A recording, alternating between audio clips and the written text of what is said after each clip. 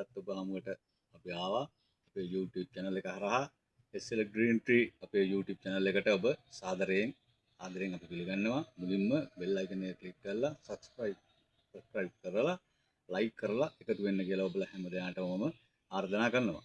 අපි පෞද්ගලික දවස් ටිකේ වීඩියෝ 3ක් විතර ඔබ හමුවට යොමු කරා ලංකාවේ තියෙන ඖෂධ වැලක් සහ ගස් දෙකක් පිළිබඳව ඊට වටිනා ශාක දෙකක් පිළිබඳව අද අපි මේ කියන්න යන්නේ අපේ රටේ තියෙන වනාන්තරගතව වැවෙන ප්‍රබල ඖෂධ ශාකයක් ගැන විස්තරයක්.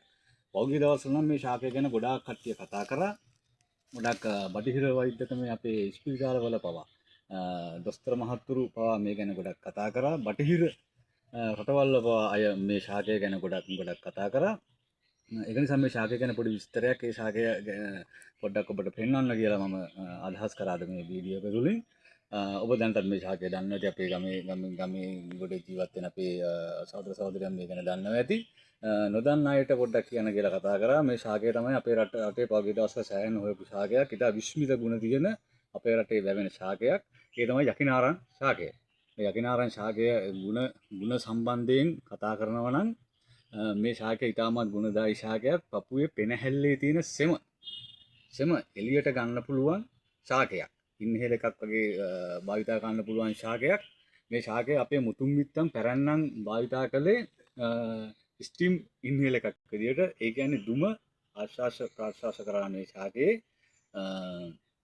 මේ ශාකය වතුර එකකට දාලා වතුර එක උණු කරලා ඔළුවේ ඉඳන් රෙදි කෑල්ලකින් වහලා මේ ශාකයේ දුම අපි ආශ්වාස ප්‍රාශ්වාස කරාට පස්සේ පපුවේ තියෙන සෙම එළියට ගන්න විශ්විත ශාකයක් විදියට මේ ශාකය භාවිතා කෙරුවා. අනිත් එක මේ ශාකය අපේ මුතුන් මිත්තන් තව දෙයක් තමයි මේ ශාකය භාවිතා කරේ. මේ ශාකයේ මේ ශාකයෙන් කැඳ හදලා උදේ හවස පානය කෙරුවා. ඒකත් ආමාශයගත රෝග වලට මේ ශාකය ඉතාමත් ගුණදායී බව අපේ හෙළ වෙදකම සහ ආයුර්වේද වෙදකම මේ දෙකේම සඳහන් වුණා.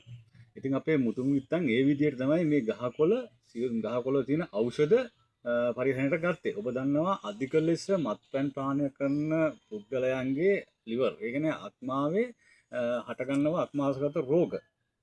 විශේෂයෙන් හටගන්නේ මේ මත්පැන් නිසා මේ හටගන්න රෝග ගොඩාක් රෝගවලට විශේෂයෙන් මේ ආත්මාව ආරක්ෂා කිරීම සඳහා මේ කිරි සහ යකිනාරං කොළ එකතු කරලා හදපු කැඳක් ගැන මට මගේ ආච්චි අම්මා පුංචි දවස්වල කියලා තියෙනවා. ඇයත් දැන් ජීවිතුන් අතර නැහැ. ඇයගේ තියෙන මතක තමයි ඇයගේ කියලා දීපු ගුණහරුකම් තමයි මට මේ මතක් වෙන්නේ. මේ යකිනාරං ශාකය මටත් පුංචි දවස්වල සෙම වැඩුණාට පස්සේ හිමිස හදනන් පස්සේ මගේ ආච්චි අම්මා තුම දාලා මටත් එහෙම ස්ටීම් කරන් දීලා තියෙනවා. පහුගිය දවස්වල මම කතා කරේ අපේ බටහිර වෛද්‍යකමට මේ ශාකය ඕන වුණේ මොකද කියලා. කොරෝනා කියලා වසංගතේ මුළු ලෝකෙම වසාගත්තා. අපේ රටේ තමයි ගොඩාක් දුරට ඔක අඩුවෙන් පැතිරුනේ. අපේ සහෝදර සහෝදරියෝ කීප දෙනෙක් ගොඩක් ප්‍රමාණයක් මේ නිසා මරමුවටපත් වුණා, මිය ගියා. මේ ශාකය ගොඩාක් දුරට ගොඩාක් කට්ටිය හොයන්න ගත්තා. මේ ස්ටිම් මිහින එකක් විදියට භාවිතා කරන්න මේ කොරෝනා කියන වෛරසය මේ පෙනහැල්ලට අක්මාවට ඇතුළු වීමට වළක්වා ගන්න. මේකවල ගොඩාක් මේ ශාකය අපේ මේ ගොඩක් කට්ටිය හොයන්න ගත්තා. මොකද මට මගේම සහෝදරයෙක් කෝල් කරලා කිව්වා මෙන්න පුළුවන් නම් ගෙවන්න, මම මේ මහරගම ඉන්නේ, බෙහෙත් බඩු කඩවලක් නැහැ මේක හොයාගන්න, ගමේ තියෙන පුළුවන් නම් ගෙවන්න, ලොකු දෙයක් මුදල් ලුණක් දෙන්නම් කියලා. ඇත්තටම මට ඔහුට මේ යවන්නත් මගේ ගියාවට ඇත්තටම මේ ශාකය හොයාගන්න අමාරුතාවයක් තුන මමත් දැන් දෙක තුන ගියාන් තමයි මමත් පාවිච්චි කරේ. මොකද ගොඩාක් මේ ලඳු කැලෑ ඇලිගරීම නිසා මේ ශාකය අපේ මඳ වෙලා යනවා. තාමත් දිව්‍ය ඖෂධයක් මේ වැනි ශාකයක් තමයි මේ ශාකය. දැන් ඔබට දැක් ගන්න පුළුවන් මේක මේ සාමාන්‍ය ශාකයක රූපරාමු වෙලක්. මේක හරි මේ ශාකය ටිකක් ගොරෝසු කොළයකින් යුක්තයි. මේක කොටල මේක ඉස්මරන් තමයි මේ කැඳවලට ගන්නෙ. මේ ශාකයේ දෙහි ගහේ වගේම මේ කටුත් තියෙනවා. යකිනාරං ගහේ හැටි එහෙම තමයි. මේ ශාකයේ තියෙනවා රෝස පාට දෙහි ගෙඩියට අඩු. ගොඩක් පොඩි ගෙඩි ಜಾති මේ ශාකයෙන් එනවා.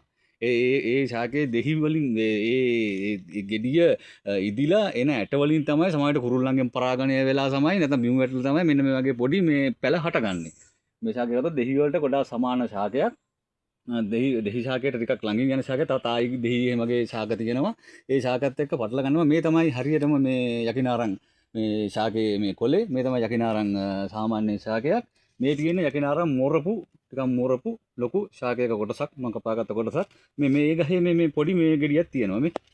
මේ තියෙන මේ පොඩි ගෙඩියක් දෙකක් තියෙනවා මේ ශාකයේ. මේ ගෙඩිය ටිකක් ලොකු වෙනවා. කාලයක් ඇද්දි ලොකු වෙලා මේක මේ කහ පාට ගුණයට හැරෙන ගන්නවා. ඊට පස්සේ තමයි මේ ගෙඩිය පරාගණය වෙලා මේ පැල හැදෙන්න මේ තීරණය වෙන්නේ. මෙහෙම තමයි මේ ශාකය මේ අප අතරින් මේ ගොඩක් බෝ වෙන්නේ. මේ මං කියන්නේ මේ ශාක දැක්කොත් මේ ශාක කපලා විනාශ කරන්න එපා. මේ ශාකයක් හිටව ගත්තොත් ඉඩ මේ කොනකින් වගේ මේ ශාකය හිටව ගන්න. එතකොට මේ ශාකය ඉබේ ශාකය වැවෙනවා. ටිකක් කටු පඳුරු තියෙන නිසා තමයි මේක ළඟින් හිටව ගන්න එපා. මම මේ ටිකක් ඉඩ මේ කොනකින් වගේ තැනකින් තමයි මේ ශාකය මේ හිටවලා තියෙන්නේ. පුළුවන් නම් ගෙදර පුළුවන් නම් තියෙන තැනකින් පරිස්සමෙන් ගලවගෙන ඇවිල්ලා තියෙන තැනකින් ඒ ශාකයට හානියක් නොවන විදිහට ඉදු මේ හිටව ගන්න. උදේ හවස මමත් මගේ ගෙදර කට්ටියත් සතියකට එක් වතාවක් මේ ශාකය අනුසාරයෙන් අපි මේ දුම් ඇල්ලීම කරනවා.